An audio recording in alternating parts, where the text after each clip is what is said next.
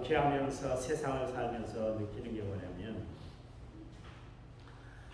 인간은 절대로 자랑의 대상도 아니고 공경의 대상도 아니고 존경의 대상이 되어서는 안 돼요. 인간은 언제 변할지 모르기 때문에 그렇습니다. 오늘 좋다가 내일 싫어하는 것이 인간이기 때문에 그래요. 그래서 시편 146편 3절 말씀에 보니까 귀인을 의지하지 말고 도울 힘이 없는 인생을 의지하지 말아라. 인간 바라보고 살지 말아라. 그런 이야기겠죠. 인간은 그렇게 변화무쌍한 존재이기 때문에 그렇습니다. 그러나 하나님 한 분은 변함이 없습니다. 제가 지금까지 신앙생활하고 지금까지 하나님을 믿고 의지하며 살았는데 하나님은 변함이 없으시더라고요. 늘 그 사랑 그대로 나를 사랑해 주시고 늘 관심 그대로 나에게 관심을 기울이신 분이 하나님밖에 없는 것 같아요. 그래서 저는 오직 주님만 높이며 살아가기로 결심을 했습니다. 바울도 그런 이야기를 했죠. 나는 오직 십자가만 의지하고 예수님만 자랑하며 살겠다 그랬는데 여러분 정말 예수님 자랑하고 살아가시기 바랍니다. 하나님 의지하고 살아가시기 바랍니다. 자, 옆에 분하고 다시 한번 인사하는데 우리 하나님 의지합시다. 다정하게 인사하시기 바랍니다. 하나님 의지합시다.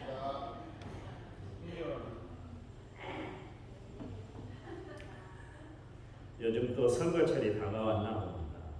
온통 세상이 시끄럽고 연일 매스컴이 떠들어대는 거 보니까 분명 그런 것 같습니다. 투기판도 이런 투기판이 없고 난장판도 이런 난장판이 없습니다. 어찌된 이제 상대방 후보를 떨어뜨리지 않으면 깎아내리지 않으면 자신이 이길 수 없는 그런 현실 때문이라는 그것 때문인지 있는 사실 없는 사실 다 쏟아내서 상대방을 공격하는 모습을 보니까 야 인간은 다 똑같구나. 그 사람들이 공부 못한 사람 아니고 공부를 많이 하는 사람, 우리나라에서 최고의 학부를 다녔던 사람들인데도 불구하고 상대방을 이겨내려니까 어쩔 수 없이 그렇게 하는 것 같아요. 아마 인간들의 마음이 근본적으로 변하지 않는 이상 주님 오실 때까지 그런 모습은 계속될 것 같습니다. 요즘 한간에 네거티브라는 이야기를 참 많이 하고 있습니다. 네거티브가 뭐예요? 네거티브라는 선거란 여러 투표를 앞둔 투표 과정에서 적팀에 관해서 기면 기고 아니면 아니다는 식으로 상대방을 어떤 방법으로든지 음해를 하는 또 음해하는 말뿐만 아니라 그렇게 행동하는 것을 네거티브다 그렇게 이야기를 하고 있습니다. 그러니까 네거티브라는 것은 사실적인 부분을 바탕으로 해서 상대방의 그 부정적인 이미지를 더욱 그렇게 부각시키는 것, 그것을 의미하는 것이 바로 네거티브입니다. 그와 비슷한 단어가 또 하나 있는데 마타도어라는 단어가 있습니다. 사실에 근거하지 않은 채 상대방을 모함하거나 부정적인 이미지를 주기 위해서 음해하는 행동을 마타도어다 그렇게 이야기를 하고 있습니다. 우리가 즐겨 사용하는 단어 가운데 하나가 있습니다. 그건 뭐냐면 비판과 비난이라는 단어인 것이죠. 남을 판단하고 그 사람에 대한 평가를 내릴 때 쓰는 단어가 비판과 비난이라는 단어를 사용하고 있습니다. 우리가 남을 비판하는 것은 신중을 기해야 됩니다. 남을 비난하는 일은 사실 금해야 되는 것이죠. 우리의 판단과 우리의 평가는 항상 유동적이고 불안하고 항상 맞지 않기 때문에 그렇습니다. 우리가 일상적으로 생각할 때 다리를 떠는 것이 좋지 않다 이렇게 이야기합니다. 사람들이 방정 맞다, 정신 사납다, 복이 나간다 그런 단어를 통해서 다리 떠는 행동을 하지 못하도록 그렇게 이야기를 합니다. 그런데 미국의 의학계에 의하면 다리를 떠는 것이 좋다 그렇게 이야기를 하고 있잖아요. 왜요? 혈액순환이 잘 돼서 하지정맥을 막기 때문이다 그렇게 이야기를 하고 있습니다.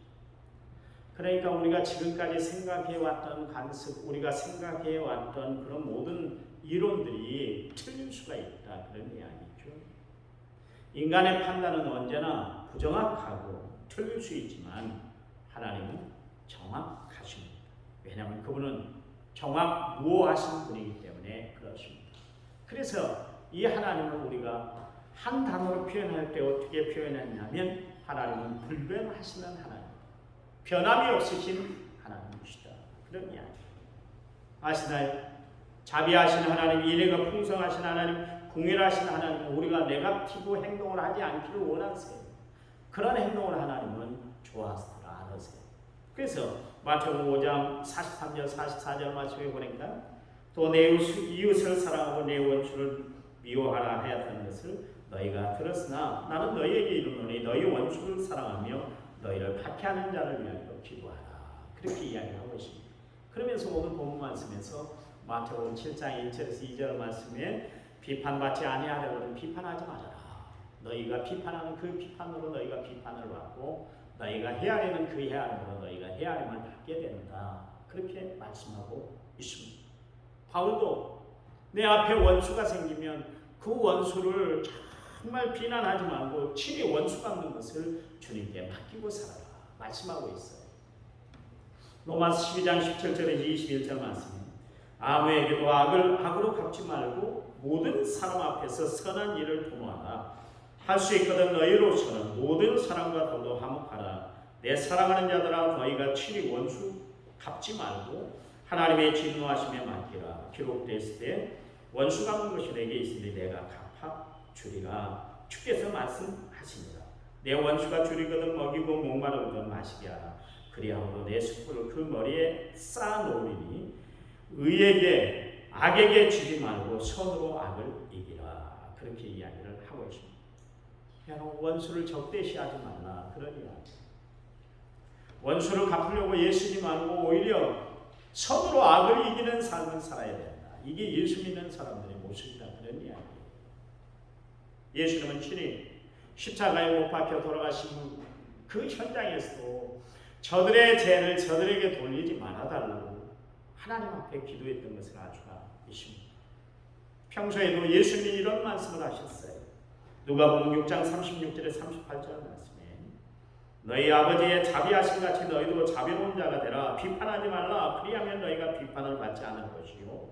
정죄하지 말라. 그리하면 너희가 정죄를 받지 않을 것이요. 용서하라. 그리하면 너희가 용서를 받을 것이요. 주라. 그리하면 너희에게 줄 것이니 곧 후히 되어 누르고 흔들어 넘치도록 하여 너희에게 안겨주리라. 너희가 헤아리는 그 헤아림으로 너희가 헤아림을 더러 받는다.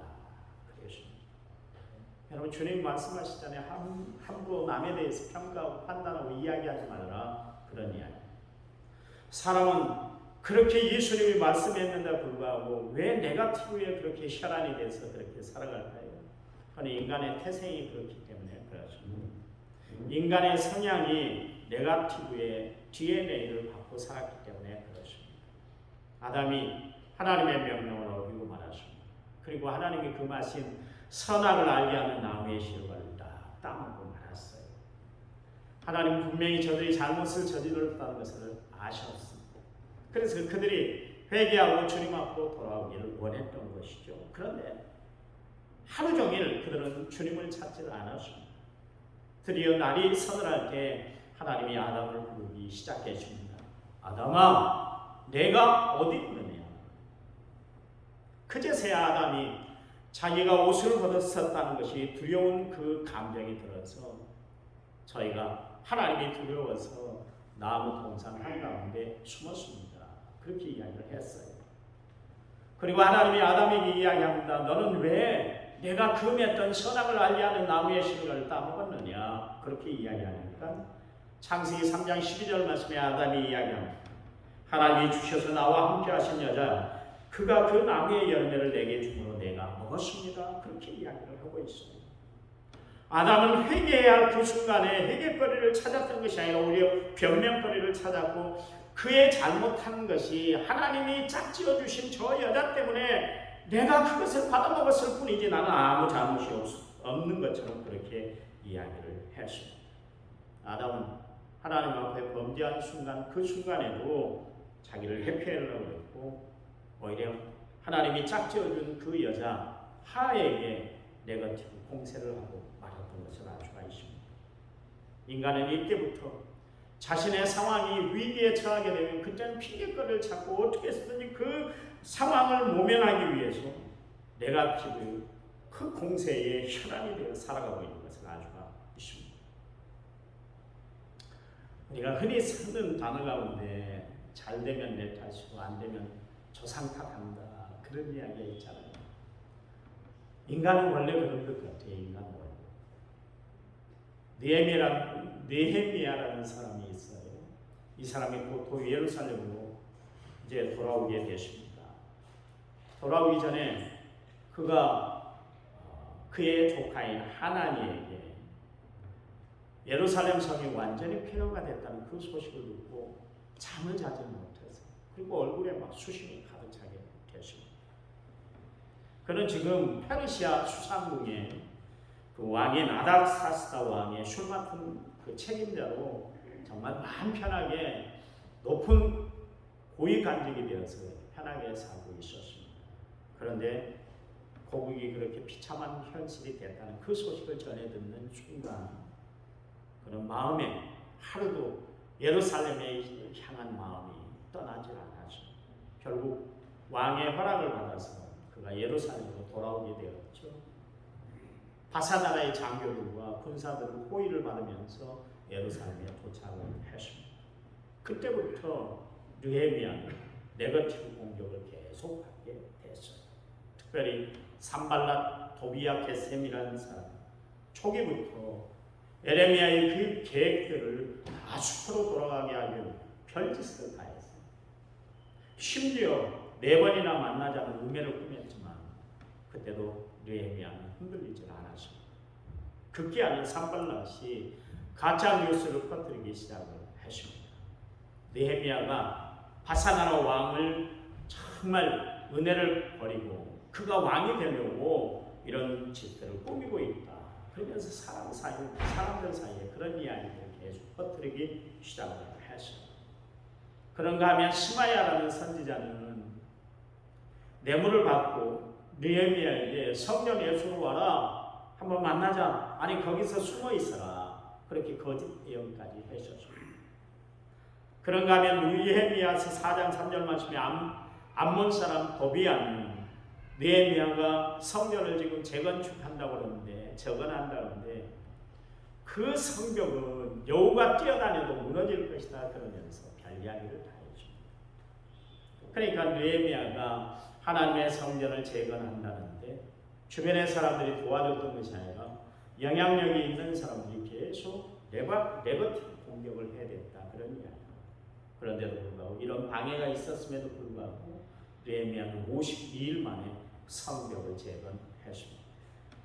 느헤미야는 비록 네거티브의 공세가 있었지만 그런 것을 개의치 아니하고 정치의 사회는 물론이고 종교적인 면에서도 이스라엘을 재건한 훌륭한 하나님의 사람으로 영향력 있는 하나님의 사람으로 쓰임받았던 것을 알 수가 있습니다. 네거티브 공세가 느헤미야를 쓰러뜨릴 수가 없었다 그런 이야기. 히스기야 왕이 제위하던 시절에 그의 제위 14년에 아수르라는 나라, 아시리아라는 나라의 사내들이 유대 땅을 쳐들어왔습니다. 이에 대한 기사가 열왕기하 18장에 나오고요. 또 역대하 32장, 이사야서 36장에 이렇게 자세히 소개가 되고 있습니다.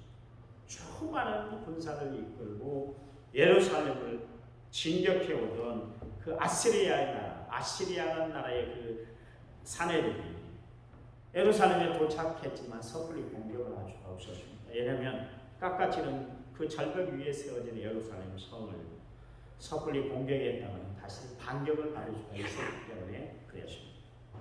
게다가 예루살렘까지는 어떻게 해서 왔지만 물을 구하지 못하니까 금세 전열을 재정비해서 이 예루살렘 성을 무너뜨리기가 참 쉽지 않았습니다. 그래서 사내들이 그 중에 자기 부하 중에 유대 말을 할 줄 아는 그 시종 랍사게를 이렇게 보내서 예루살렘의 모든 주민들의 마음을 흔들어 놓기 시작을 했습니다. 공격하기 힘든 그 예루살렘 성의 주민들을 동요시켜서 마음을 흔든 다음에 변절자가 생기면 그들이 성문을 열면 그때 쳐들어가는 그런 작전을 세웁니다. 그때 사내립이 했던 말들은 한결같이 네거티브 공세였습니다. 유다 백성들에게 이야기합니다. 너희들은 히스기야에게 지금 속보이는 거야. 절대로 너희는 끝까지 견딜 수가 없어. 우리에게 멸망당할 거야. 그러면서 계속 네거티브 공격을 했습니다. 그런가 하면 이 이야기도 듣지 마라. 히스기야가 하나님이 너희를 도와줄 것이다. 그런 이야기를 할 건데 그 이야기 들을 필요가 없어. 그러면서 이 이야기를 했습니다. 소문을 퍼뜨렸습니다. 그러면서 무슨 이야기를 했냐면 감람과 꿀이 있는 지방에 너희들 집단 이주시켜서 생활할 수 있도록 만들어줄 테니까 걱정하지 말고 너희들 우리에게 협력을 해야 돼. 그렇게 엄포를 놨습니다. 이처럼 가짜뉴스, 네거티브 공세가 계속 진행이 됐습니다.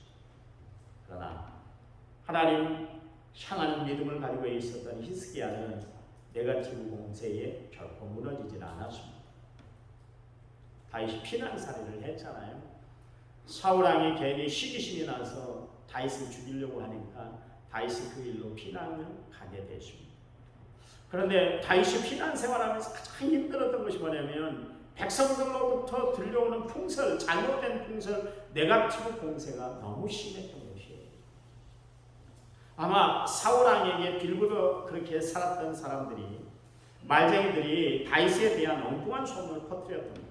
그러나 없는 이야기들을 그렇게 퍼뜨렸다, 그런 이야기.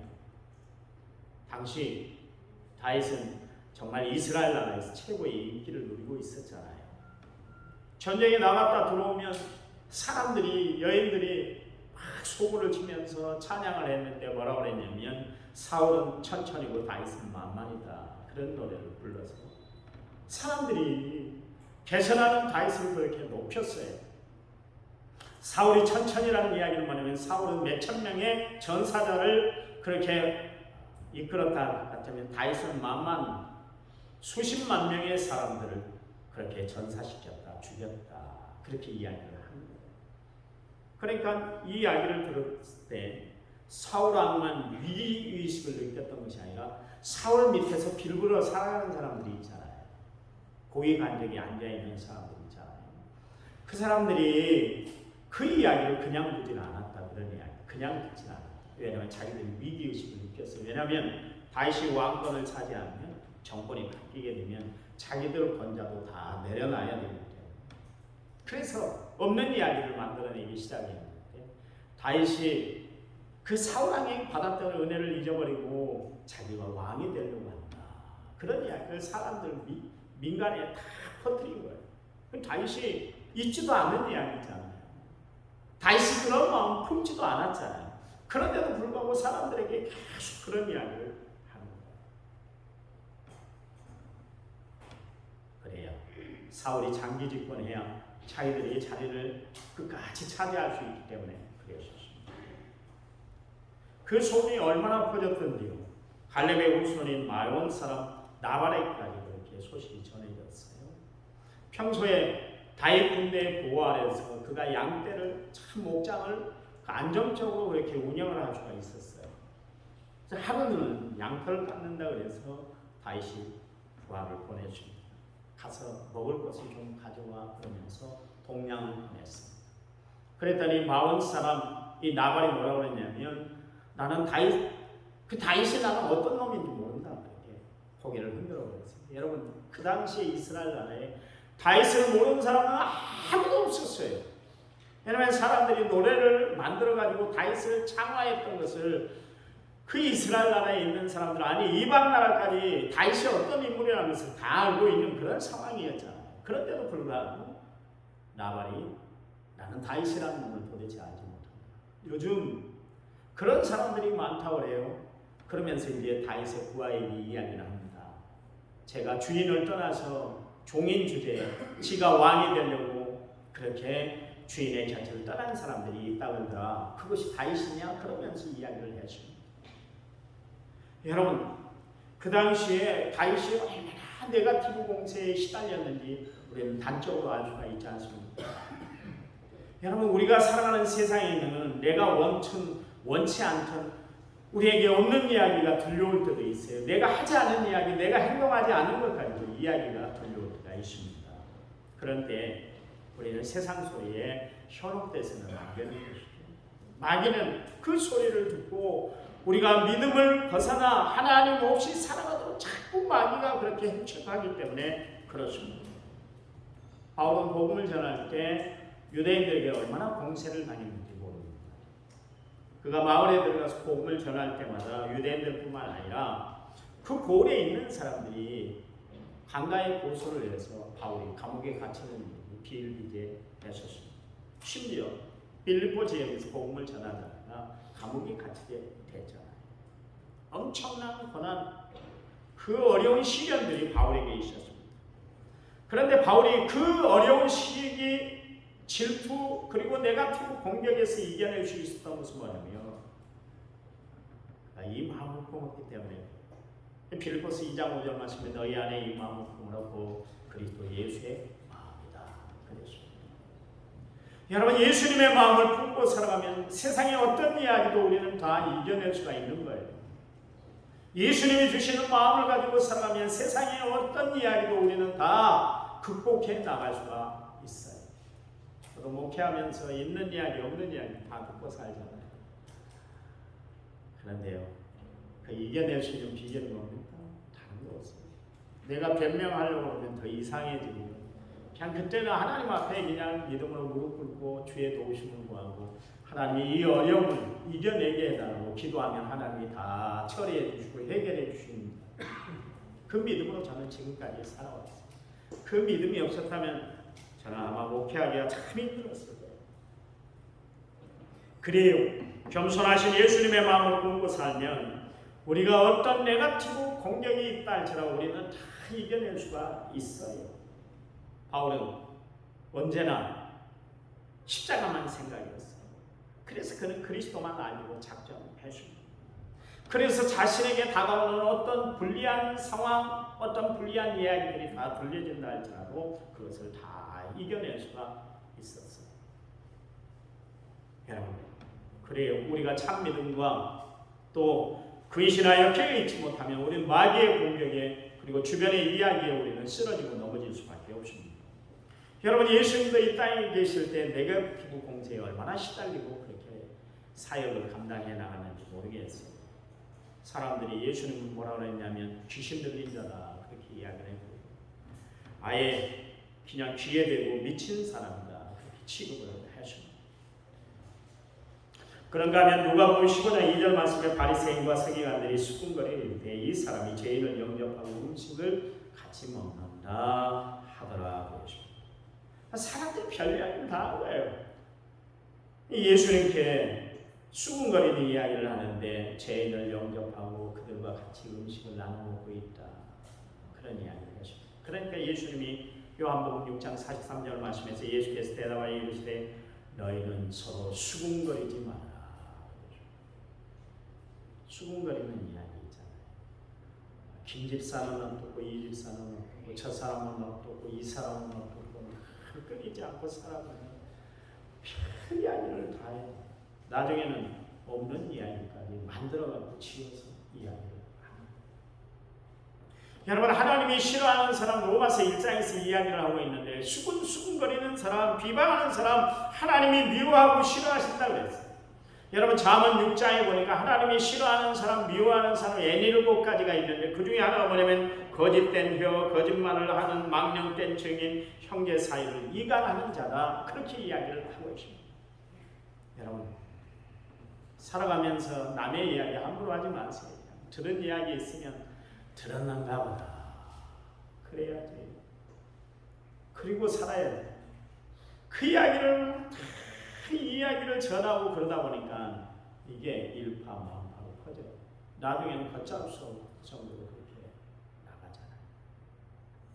제가 한번 교육자일 때 설교를 특강을 했습니다. 설교 아닌 특강을 했습니다. 그랬더니 많이 났어요. 교육자들이. 아니, 김문영 목사가 평소에 그런 분이 아닌데 왜 그렇게 설교를 했을까? 왜 그런 이야기를 했을까? 아니, 만나는 사람마다 다 그 이야기를 그랬어요. 나는 그 의도가 아니었거든요. 정말 신앙생활하면서 목회하면서 이런 삶이 참 중요해. 이렇게 살아가세요. 이렇게 행동하십시오. 그랬더니 싫었는다. 내가 지금도 엊그저께도 누구에게 불려가서 너 왜 그런 이야기 했니? 그런 이야기를 하시더라고요. 그래서 나는 별 뜻 없이 그렇게 했는데 또 받는 사람은 그렇게 충격을 받았는 거네요. 그런 이야기를 하십니다. 그래요. 여러분, 내가 원하든 원치 않든 내가 한 말에 큰 이야기들이 다 그렇게 덧붙이게 됩니다. 그게 우리가 사는 세상의 모습입니다. 예수님이 십자가를 지기 위해서 예루살렘 성에 입성할 때 주변의 사람들이 호산나 다윗의 자손 예수여 그러면서 예수님께 찬사를 보냈잖아요. 그런 사람들이 하루아침에 변심을 해서 예수님은 십자가에 못 박으라 그렇게 이야기를 했어요. 여러분, 세상 소리, 별소리가 다 들려올 때도 우리 예수님은 하나님의 뜻을 찾았어요. 여러분, 사람들의 십성 중에 하나가 뭐냐면 그 하나 중에 하나가 뭐냐면 남이 잘 되고 잘 나가면 그 사람을 박수 쳐주고 그 사람에게 호응하고 격려해 주는 것이 아니라 그 사람의 흠집을 찾기를 시작합니다. 어떻게 해서라도 그 사람의 흠집을 잡아서 끌어내려고 해요. 그래서 안 좋은 소문을 퍼뜨리게 됩니다. 그게 인간의 습성인 것 같습니다. 그것에 비해 사람들은 남이 잘못되면 고소해야 하고 박수를 쳐요. 이게 일반적인 사람들의 모습이에요. 저는 우리 교회들에게 부탁을 드립니다. 여러분, 우리 남한 선교일교회만큼 이런 일이 없어야 될 줄 믿습니다. 좋은 이야기를 정말 늘 권장하고 좋은 이야기를 하는 성도들이 되시기 바랍니다. 좋은 이야기 많았어요. 좋은 면을 보면 한없이 좋아요. 여러분, 늘 이야기합니다만 미운 면을 봐보세요. 한없이 미워지는 거예요. 그 사람은 미운 면만 있는 것이 아니라 잘하는 것도 있고 좋은 면도 있는 거예요. 그걸 봐보세요. 그러면 얼마나 귀중한 사람인지 모르겠습니다. 여러분, 예수님의 정신, 십자가의 정신이 뭡니까? 사랑과 화해와 그리고 용서의 정신이에요. 예수님 믿는 우리는 누구에게나 간용하고 사랑하고 은혜를 베풀고 살아가는 축복을 베풀고 살아가는 성도이 되어야 할 줄 믿습니다. 성경이 뭐라고 그래요? 사람이 무엇으로 심든지 그대로 거둔다고 그랬잖아요. 심은 대로 거둔 것이 세상이 주고 하나님 나라의 이치예요. 여러분, 하나님 말씀대로 살지 못했던 이스라엘 백성들 그리고 예수님 당시의 바리새인들을 봐보세요. 그들은 하나님에게 예수님에게 엄한 책망을 받았던 줄 알 수가 있습니다. 왜냐하면 그들의 행동이 철저히 하나님의 말씀에 벗어난 행동을 했기 때문에 그렇습니다. 그들은 자신들 외에는 다 네거티브의 공세에 파괴되고 말았습니다. 이스라엘 백성들도 말했어요. 어떻게 해서 이방인들 개취를 했어요. 그런가 하면 바리새인들은 어떻게 했습니까? 자기들만 의로운 사람이고 그렇게 여기고 자기들 수준에 따라오지 못한 사람들은 다 판단의 대상이